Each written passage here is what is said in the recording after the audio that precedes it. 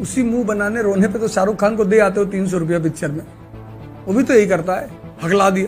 फल का और कर्म का कोई संबंध ही नहीं है। सबसे गलत बात जो पढ़ाई गई हमें जिंदगी भर, तुम्हें 1 साल भूल जाना पड़ेगा कि ये दुनिया और कोई तुम्हें नहीं छोड़ा। तुम चिंता मत करो। If your friend gives you a call कि तुम मेरे शादी में नहीं आओगे, मैं शादी नहीं करूंगा, मत कर।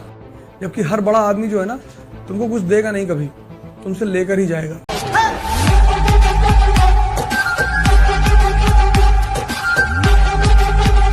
People sit in, I have seen in that library people sitting for 10 hours, 11 hours, 12 hours.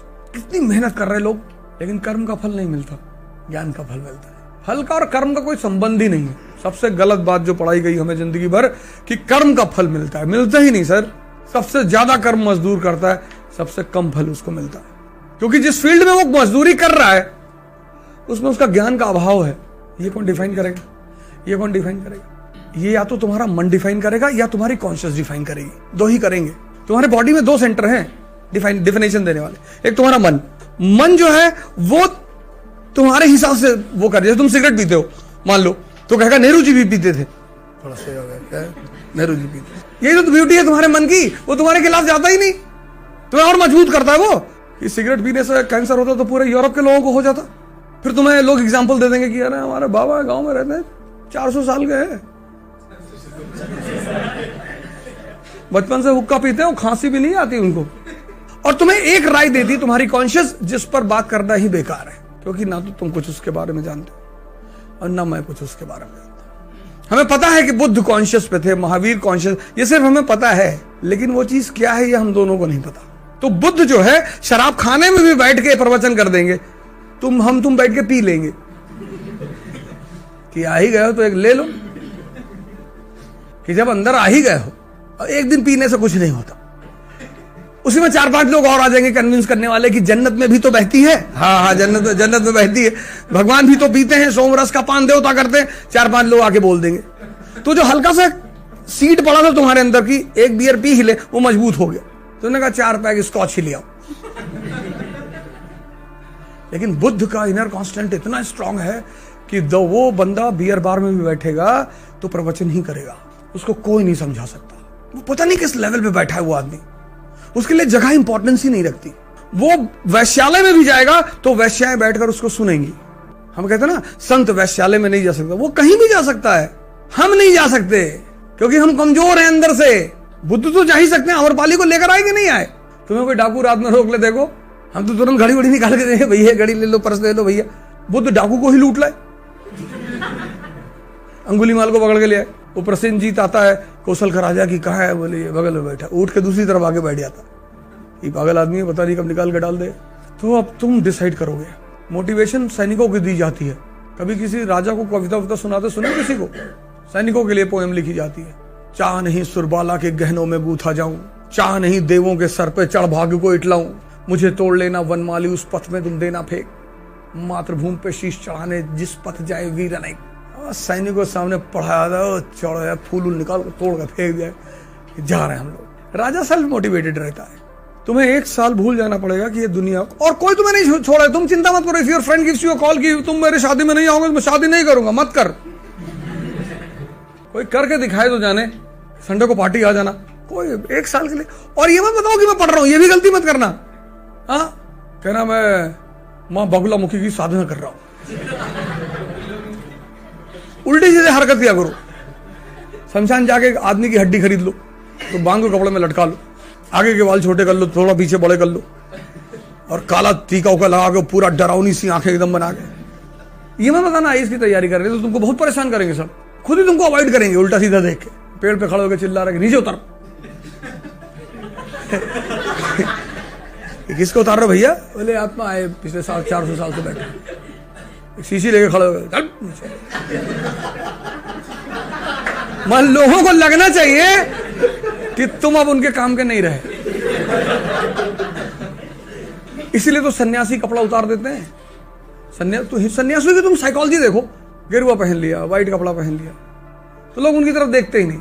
लोग किधर देखते हैं? टाई लगाया है, बैच लगाया है, इंडियन एम्बेसडर, सोचते काम का आदमी है। ये है तुम्हारा मन। वो तुम्हें जो करना होता है ना उसको स्ट्रांग कर दे। जो तुम्हें सोना है तो तुमसे कहेगा कि सुबह जो है 3 बजे ब्रह्म मुहूर्त होता है, तो अभी सो रहे थे, 3 बजे उठेंगे और 3 से 10 रिगरस पढ़ाई करेंगे। मन तुम्हारा एकदम स्ट्रॉन्ग कर देता तुमको कि बस पढ़ना है 10 घंटा, फिर तुम सो जाते हो। फिर ये 3 बजे एक बार नॉक करता तुमको कि भाई साहब आप बोले थे 3 बजे पढ़ने के लिए, बोले आज तो 3 बजे नहीं हो पाएगा। अब ऐसा करेंगे, उठेंगे 8 बजे और 8 से शाम 5 बजे तक। वो तुमसे ये नहीं कहता कि नहीं करेंगे, अगर वो ये कहते नहीं करेंगे ना तो वो पकड़ में आ जाए ना, वो आगे बढ़ा देता चीजों को कि 8 से 5, 8 4 12, अरे यार 9 घंटे सो गए। तो कि 3 से 10 तो 7 ही घंटे की पढ़ाई है, 2 घंटे आगे बढ़ रहा है, 9 घंटे तुम सो गए। तुम उठे 9 बजे, अब तुमको गाली देगा ये कि 1 घंटे लेट हो, 9 घंटे पढ़ना था, 8 ही घंटे पढ़ाई हो पाएगी। तो ऐसा करते हैं कि कल से 9 घंटे वाला रखते हैं। ये पूरी दुनिया इसी झांसे में तो बर्बाद है। और ये मजेदार बात, टच ये तुम्हारे अंदर बैठा है और तुम्हें देखने नहीं देता। जैसे हम अगर तुम्हें बेवकूफ बनाए तो तुम्हें दिखाई पड़ता है कि भाई साहब मुझे बेवकूफ बना रहे, ये तुम्हारे अंदर ही बैठा है और डेली बनाता है। लेकिन तुम्हें, इसीलिए कबीर ने बहुत बड़ी लाइन कही, बुरा जो देखन में चला। If you turn back in yourself and see yourself, every day you are befooled by yourself. पर ये तुम मान कैसे लो कि हमको हम ही बेवकूफ बना रहे। हाँ, हम सीपी में खड़े थे दिल्ली में, गाड़ी चला रहा था तो वहां सब भिखमंगे आए आते हैं, भैया ने कहा यार है नहीं यार भाई, अब भिखारी हो एकदम से। तो मेरे एक दोस्त बगल में बैठे थे, कहे कि ये सब रैकेट चला रहे हैं। तो उन्होंने उससे कहा कि काम क्यों नहीं कर लेते तू, पहले उतर आ गाड़ी से, तेरी सैलरी से 2 गुना ज्यादा दूंगा, आजा। हमने क्या जरूरत थी बोलने की, वो जॉब कर रहा है अपना, उसमें तुम काहे पेनिट्रेट कर गए। बड़ा आए, उसका ही बिजनेस है, एम्प्लॉयमेंट है उसकी। इतना आसान है किसी के सामने हाथ फैलाना, और वो भी जब वो तुमसे कह रहा आगे बढ़ आगे बढ़, तब भी तुम कह रहे हो कि 1 ही रुपया दे दो। ये टैलेंट है, तुम करके देखो आज जाके। अगर तुमसे कोई कह देगा आगे बढ़ो, तुमको गुस्सा आ जाएगा, दिमाग खराब करना। तुम जाओ मैनेजमेंट से कह दो कि हमारी 2000 रुपये फीस कम कर दो, मैनेजमेंट आगे बढ़ो, तुम कल से आओगे नहीं यहाँ पे, तुम्हारे ईगो को हर्ट हो जाएगा कि 2000 कमरे में कह रहे आगे बढ़ो। उनका टैलेंट देखो, तुम खड़े हो, इसका पैसा लेते हैं टैलेंट का जो तुम्हारे पास नहीं है। मुंह बनाते हैं, रोते हैं, सब आर्ट है। उसी मुंह बनाने रोने पे तो शाहरुख खान को दे आते हो 300 रुपया पिक्चर में, वो भी तो यही करता है, हकला दिया। भिखारी भी हकला देता कि भैया गले में प्रॉब्लम है, तो वो भी तो वही टैलेंट दिखा रहा है।